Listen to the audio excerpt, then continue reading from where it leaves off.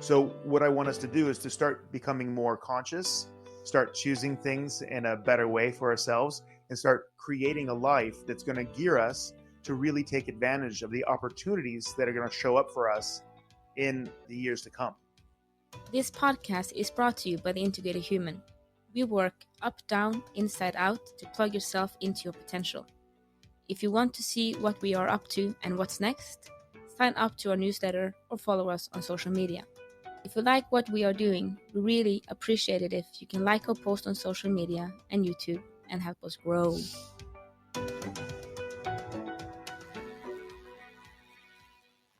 All right. Welcome to the Big and Small Podcast.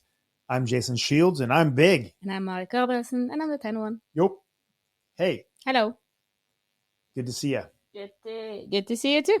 Thank you. So, how's life? What's up? Blank. Yeah. What? Well, I have an interesting theme for today if you would like to take it up. I'm ready. All right. Setting myself up in the chair. Yes, comfortable. Let's go. Oof. There we go. In the last Flow State Continuum workshop, I made people aware of the fact that they have their fallback positions, right? So it's like the things that you do when you're not really present and conscious. So as soon as you get stimulated in a way that kind of shocks you or pushes you outside a comfort zone, very many people, instead of choosing to be more present and more conscious, which is the peak state, the more energy, the more presence and consciousness, they rather become less conscious, less focused, and then their automatic behaviors take over. Yeah, because it's not necessarily a conscious choice that you choosing to do your fallback. It's why it's called a fallback. Yeah, exactly. It's where you have the most what's it called? Like walking a track.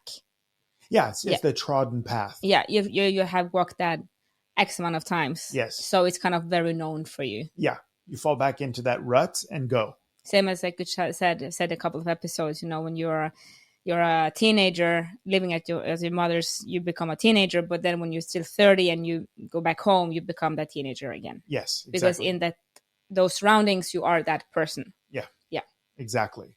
And a very interesting thing. So there are many of our instincts and automatic behaviors that we actually use every single day with a high level of success. You don't necessarily think about tying your shoes, but you tie your shoes. It happens almost automatically. Most of us aren't truly present when we're driving to work because we've done it so much. We're actually thinking about something else, and then we kind of arrive at work and we do our things. And you are semi-aware, but not 100% aware. Same thing as you get triggered, and in that trigger, then you have the opportunity to be hyper aware, hyper focused because the energy goes up, or you have an escapism, right? You get knocked out. And then you go back to the fallback. The fallbacks, you'll have 3 positive and 3 negative fallbacks. They're the things that you normally do, right? Depending on the situation. Yes. So for example, what would one of your fallbacks be? Anger, right? Do you want anger, more? Yeah. Have more. Well, anger's good, right? Anger's good because people always look at emotions as very personal because you have a thought, but you are angry emotions. Or you are happy or you are whatever, paranoid or whatever it's going to be, right? But you are that thing. They're very personal. The question is, can you appreciate them for their whole value? The whole value. So for example, a lot of people are like, I would like to live without fear. I just don't want to be fearful at all. No, I love my fear. Fear's good. Fear makes me really present. Fear makes me really ready to get after it. Fear makes me really aware of what my consequences can become if I'm not doing the things that I need to do.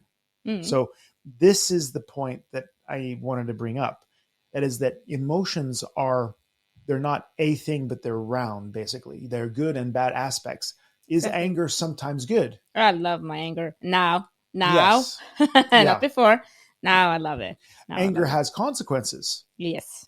Right? So if you have, like I told that story about the two brothers, the twin brothers I was working painting houses with them. And you had the happy brother and the angry brother. And it was really kind of funny because the angry brother, he was a twin, but he was really angry. Like the guy was angry all the time. And you look at his equipment and you look at his car and you can tell that guy's angry. I mean, everything around the guy has dings and bangs and scuffs and marks, and the happy guy, completely different. And it's not that he didn't have some things on his tools, but things were a lot less used. But the question is, who got most done, right? And you always want to say in a happy world that the happy guy, of course, would get more stuff done. That's not necessarily the case, because the angry guy did not put up with what? Any shit. So he was about getting the job done and getting there quickly and doing everything right and fixing. And the happy guy was like, yeah, if it's like this, and it's good enough. And, so I always knew that when the angry guy was there was no excuse. Because if I made a mistake, I spilled paint, I forgot a spot on the third floor, and we had to set up the scaffolding again for me to get a hold of it again.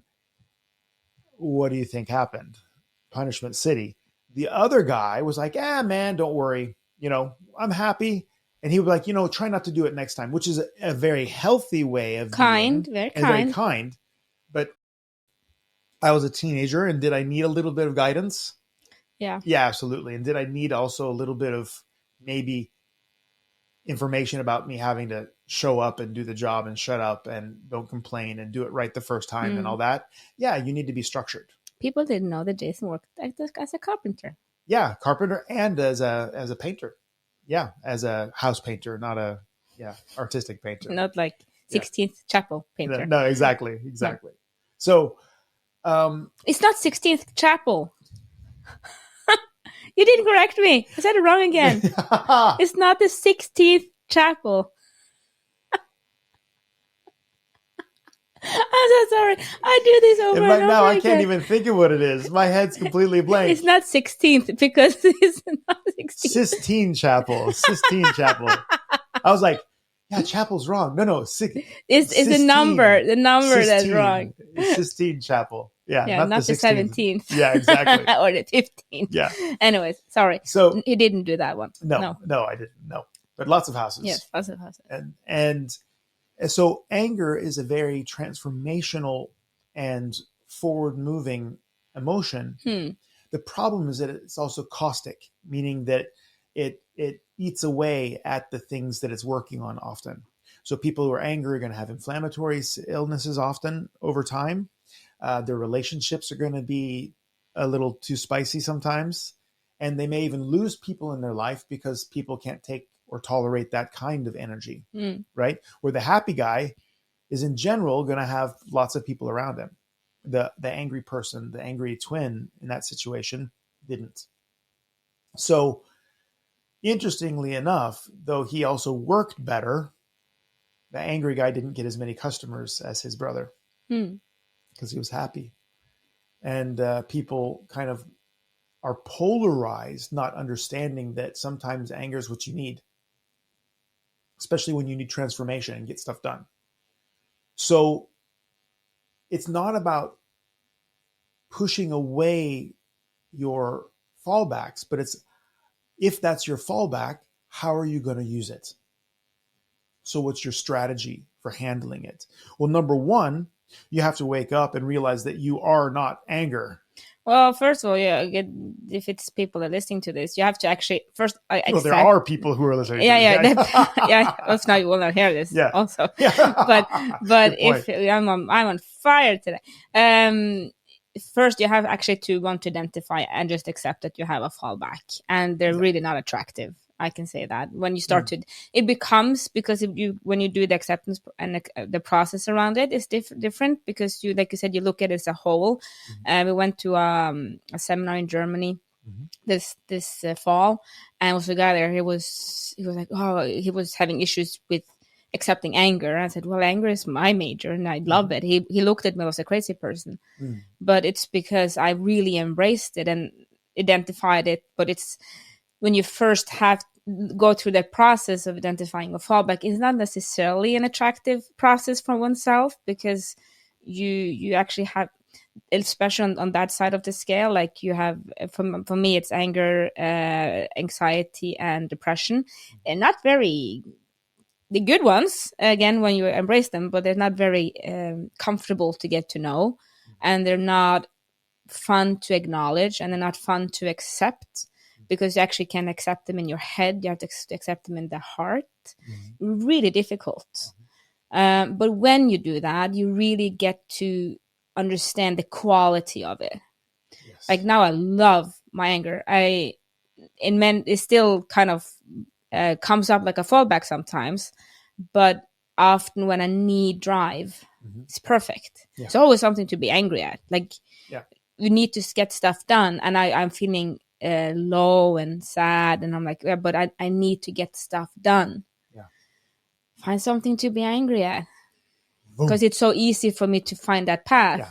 And then I have energy, because and then I just make sure I don't aim it at people, but to the task that I'm doing. Exactly. And not doing it with anger, but because you don't throw the tools in the car, like this guy did. But since you know what it is and you triggered it, and you then you can just use the energy of it without becoming it. Exactly. If that makes any sense. Yes. Which not was a strategy before. Before was slamming doors. Yep.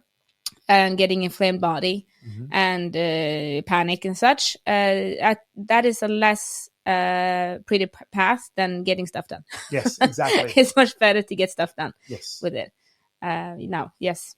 Absolutely. And then you're using it like an alchemist to transform your inner state. Yeah. And that's one of the things that we really love doing, is giving seminars, because the seminar that we were teaching in Germany gives us an opportunity to explore the full range of emotions, because one person may have anger, another person may have paranoia. Exactly. One person has fear, the other one has sadness. Exactly. So you can really see the whole gamut and realize that everything is represented, and there's nothing that's wasted, and there's nothing that's left behind, actually. So it's very cool. And you're such a mentor, because you've gone through that process. You've walked through the fire of your emotion and through the ice of your emotion to find yourself and realize that you do have the power to activate yourself consciously. Because I think if you decide to be angry, or find something to use to bring your anger, to give yourself energy, then it's easier also to use that energy up internally, so that you can perform perfectly instead of blasting people around you, because you're doing it instead of being done by it. Exactly. Yeah. And you learn to identify when it gets, because it's such a walked path. Yeah. It also is the emotion that's going to be triggered a lot for you. Yes. So if you have paranoia, you're going to be triggered with paranoia. If you have anger, like I have, it's going to get triggered often. And the process is more that you can feel that it's starting, and you get better and better at kind of go, whoop, let's not do that right now. Just sit down a little bit. Yeah. And then you kind of deal with the situation in a more awakened way than when people are. I deal a lot with people, and a lot of people live with pain, and then you have they are often angry. Yeah. And if you have anger, it becomes often anger with anger, which leads to an explosion. Exactly.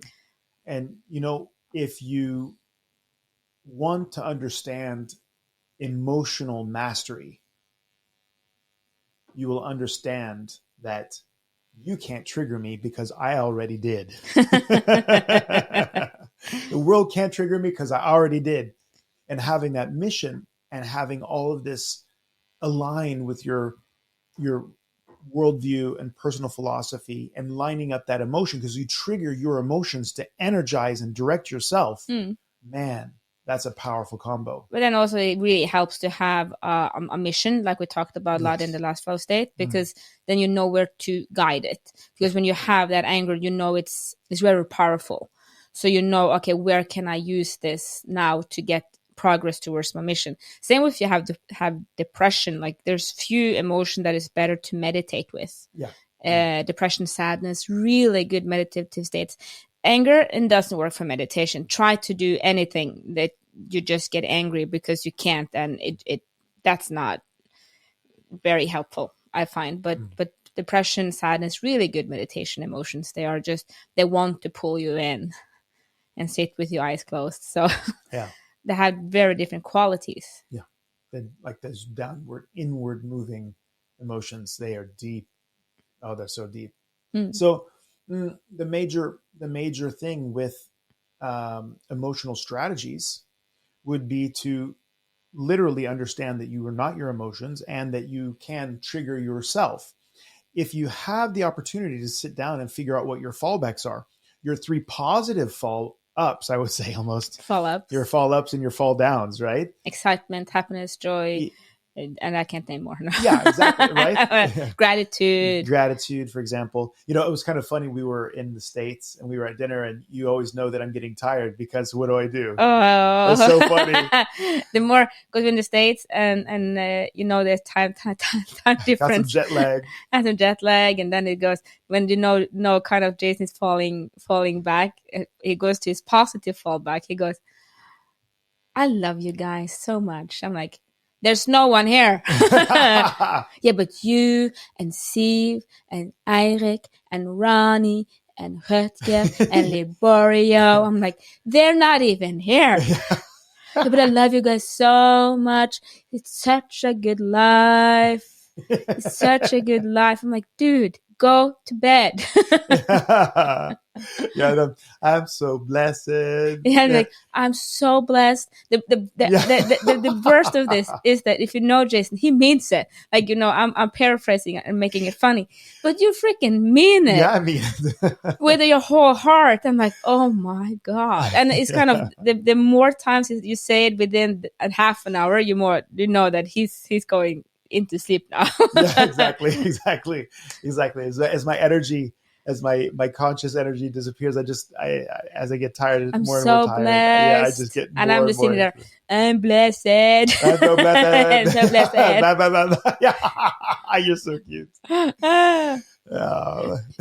Yes. Yeah. But I would say that's a very good strategy, though, to have. Yeah, and that's a strategy, right? So it's to kind of pick up the habit of finding the thing that you want to find. The world can't trigger me because I'm already triggered. I triggered myself. And if you decide where you're going to go and you repeat that, rinse and repeat, you will over time, when your brain starts to leave, you'll go back to that place that you've chosen, right? I remember one of those situations where I was driving and I was getting super tired, and I noticed that as I relaxed, my foot was heavier and heavier on the gas pedal.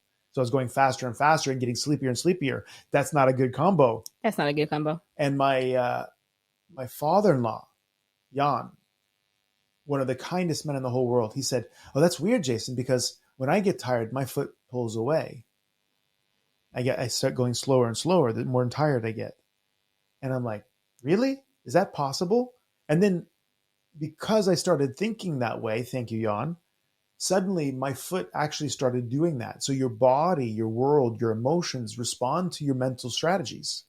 So, but you have to practice sometimes, right? So are you willing to take the time to figure out what your 3 positive emotions are that you kind of do when you're not 100% conscious, and your 3 negative emotions are? If you're willing to do that work, then you can start triggering yourself before the world triggers you, and repeat that so that when something happens, you go there. So when I go into an operation, I'm blessed. I'm blessed. I love everybody. I'm blessed. Right? When I go into something difficult, I'm blessed and I love everybody, you know, because you find that state, and but it's a chosen state over time, right? And then you get ready to, because I haven't gotten that far. I would talk to you again in 20 years about it, but in my experience, it's not anger is still my the path most walked. So, but it's more that I really can use it. Yeah, I can really use it. Yeah, like I it's not that it disappears. It's not like I'm never going to be angry more again. I would say I'm more consciously angry now than ever. But you really get to use it, and it works for you because you're not going to get away from it. It's kind of like we said with David Brusselli. It's one thing that's for sure in this life, and that is that is taxes, and that you're gonna get traumatized. Yeah, you will get traumatized. You're gonna get your fallback's gonna get triggered. Yes. So just learn to work with them. Learn to work with them because they're the path that is easiest for you to travel. So if you can find them that you want to work with to start with, like anger, in order to get things done, and you're in that time of life where you need to get what? Get things done. Get things done, right? You're winning on absolutely every possible level in your life. You're building a beautiful house. You have a great career. You're CEO. You're important for people around you. You're creating a great effect everywhere you go. You work from the moment you wake up to the moment you go to bed, which is, so many hours. We get up super early. We try to get to bed at a reasonable time. Sometimes we're not able because we're working. We have so many channels and things we're doing. So you need to be efficient, on purpose and efficient. And sometimes you need to blast through some of the bullshit. Anger does that. Yeah, exactly. Yes. Are you ready for today's question? Oh, bring it. We have a large question today. Oh, large. Have my post-it here because that's how high-tech we are. I love post-its. I love post-its. That's genius that made the post-it. I wish I'd made the post-it. I don't know. This must be it's great. I love post-its. Question. Why was the universe created? Oh, we're going there? I said big. All right. That's large. That's large. That's large. Large. I will repeat. Why was the universe created, Jason? All right. Okay. Are we ready? Like that smile. Right. Yeah. So we have good people sending good questions. I'm like, this is going to be interesting. Yes. So depending on what culture and background you have, you'll have a different creation story. Okay. But very many of them come to the point that there was nothingness, or there was nothing to begin with, but it wasn't just your average, empty box.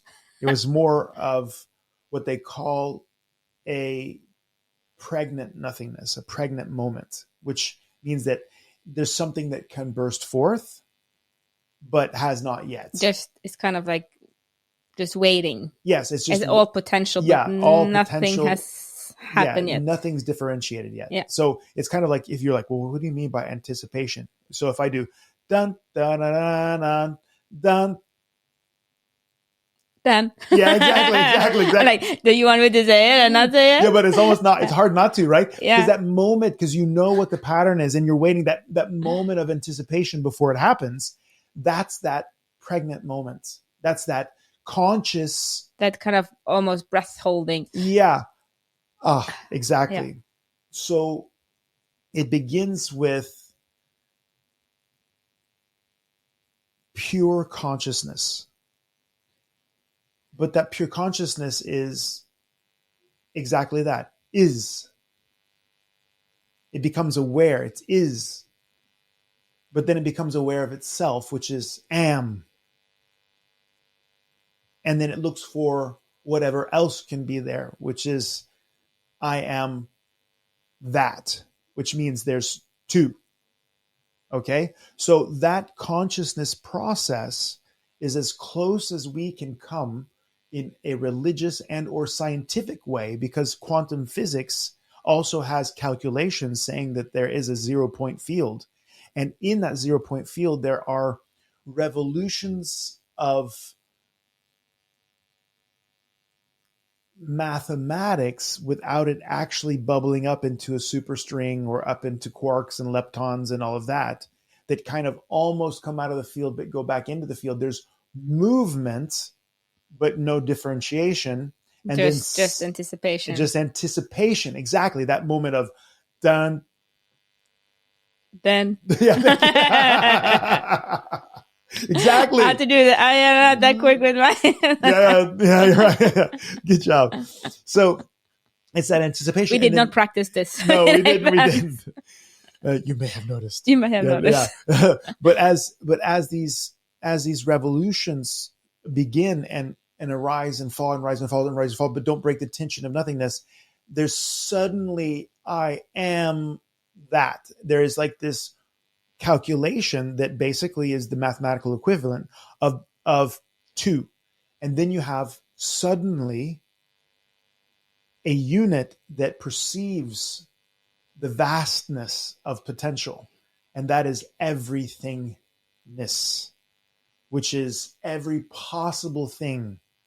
It is the undifferentiated, energetic, and alive portion of that anticipation. Now, are you ready for me to break your mind? Yeah. The best part of this is that, and the most bizarre part of this whole thing is that this is before time and space. There is no space. There's no differentiation in space yet, which means that in your mind, you think that the universe, of course, is infinite. But if you go the other direction, your body has organs, your organs have cells, your cells have smaller organelles, and then in the organelles they have atoms, and in the atoms you have neutrons and protons and electrons, and then you go further down and you have leptons and quarks and muons, and you go further down and you get to the 0 point field. Guess what that also is? Infinite.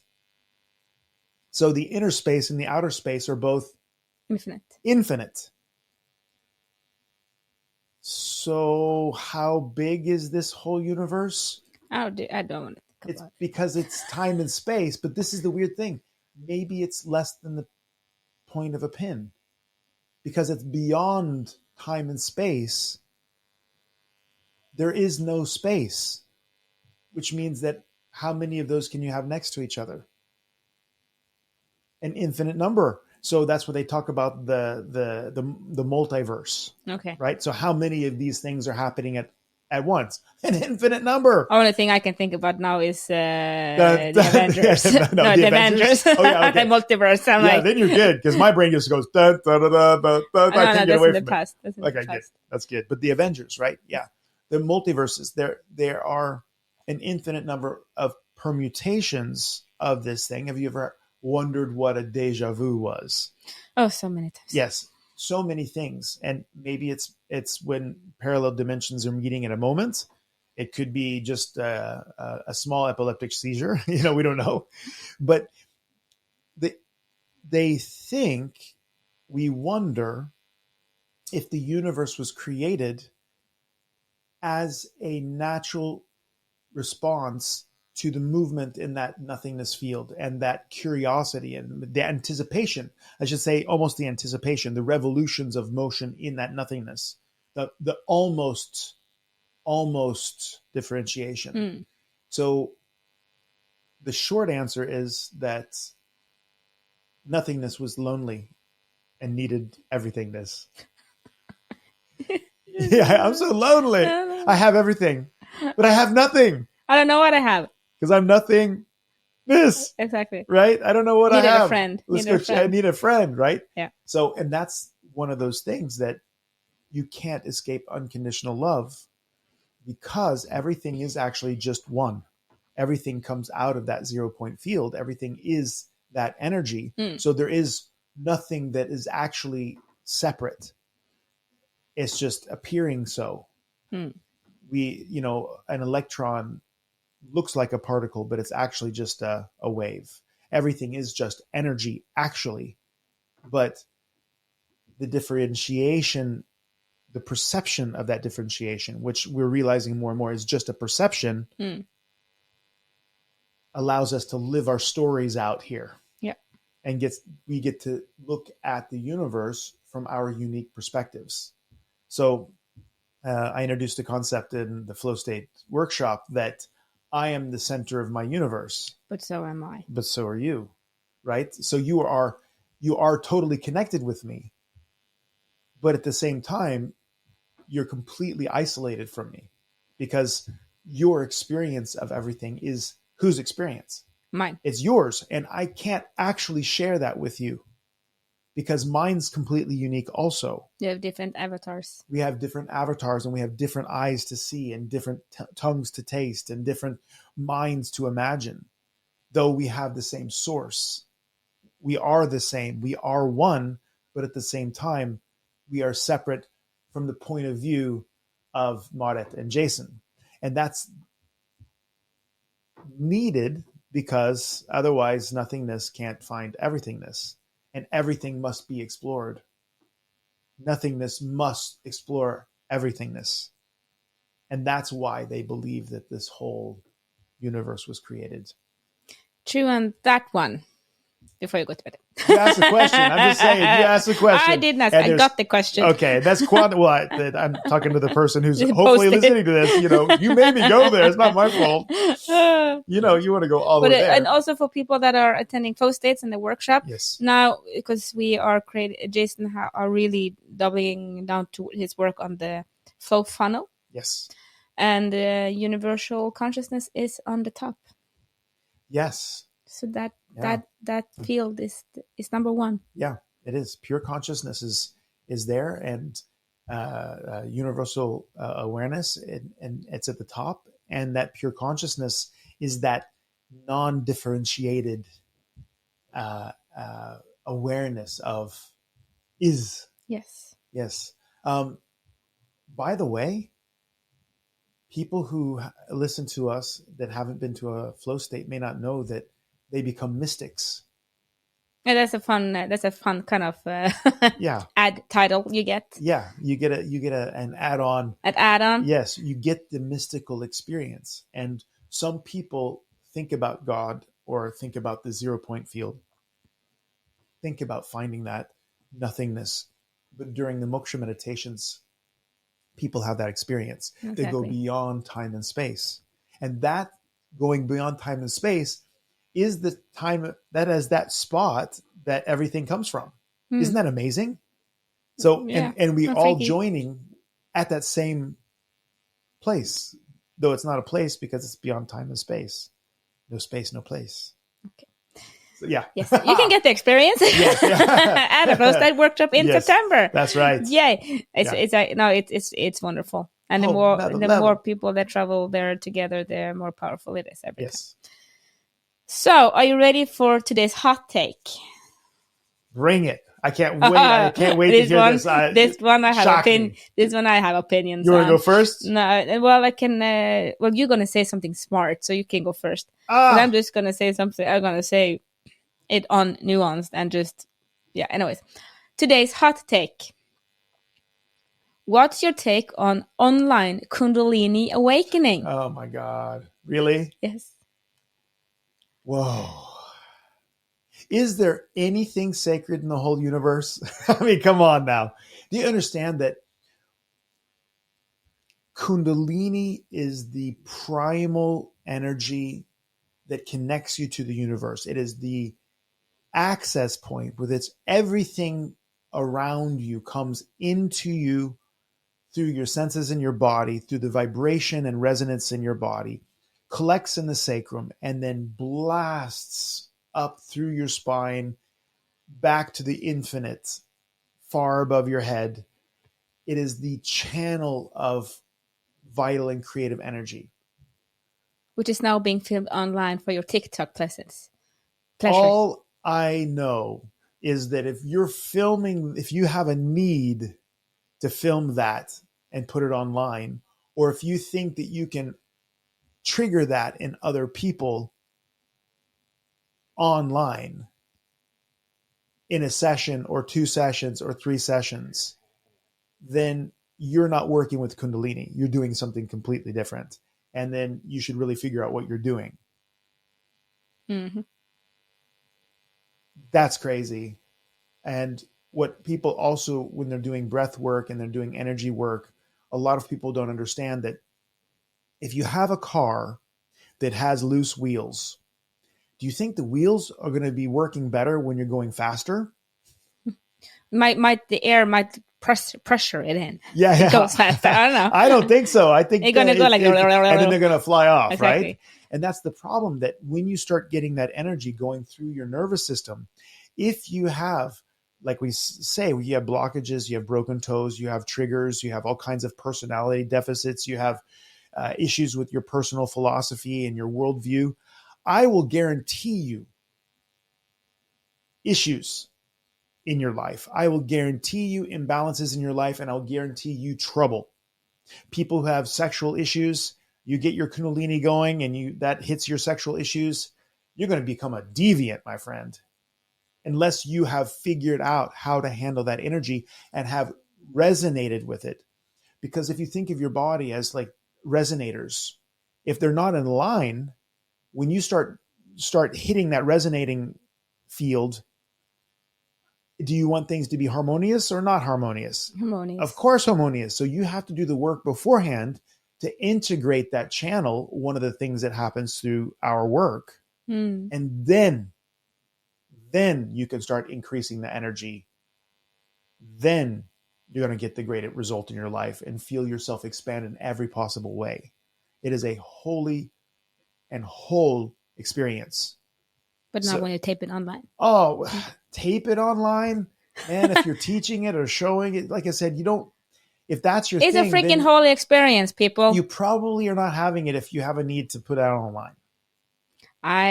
If those kind of things was what put me off self-work, self-development until I didn't have any choice.